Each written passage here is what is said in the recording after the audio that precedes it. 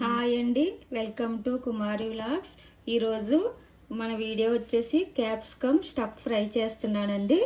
ఇదిగోండి, క్యాప్సికమ్లు ఇలా కట్ చేసుకుని మధ్యలో గింజలు ఉంటాయి కదండి, అవి తీసేసి ఇవన్నీ మొత్తం ఇలా తీసి పెట్టుకోవాలి. లోపల స్టఫ్ కావాల్సిన పదార్థాలండి. ఇగోండి, ఉడికించిన స్వీట్ కార్న్, ఇగోండి ఉల్లిపాయ ముక్కలు, ఇగో పుట్నాల పొడి అండి, సరిపడా ఉప్పు అండి, కొంచెం గరం మసాలా అండి, సరిపడా కారం, చిటికెడు పసుపు, ఒక స్పూను అల్లం వెల్లుల్లి పేస్ట్. వేసుకున్న పదార్థాలన్నీ ఇగో మిక్స్ చేసుకోవాలి.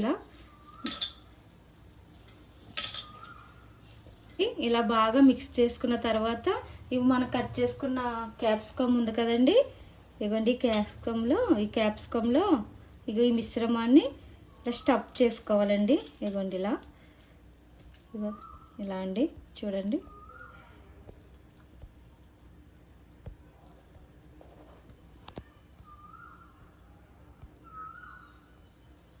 ఇదిగోండి, ఇలా స్టఫ్ చేసుకోవాలండి.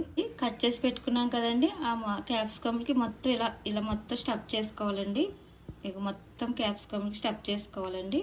ఆయిల్ వేడైన తర్వాత ఇదిగోండి మనం స్టఫ్ పెట్టుకున్నాం కదండి క్యాప్సికమ్, ఇదిగోండి ఇలా ఫ్రై చేసుకోవడమే.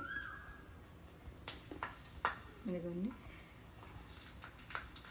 ఇక మొత్తం ఇలా పెట్టుకున్నాం కదండి. ఇలా పెట్టుకున్న తర్వాత స్టవ్ మాత్రం ఎప్పుడు సిమ్లోనే ఉండాలండి, ఎప్పుడు మీడియం మంట. నోరూరించే క్యాప్సికమ్ స్టఫ్ ఫ్రై రెడీ.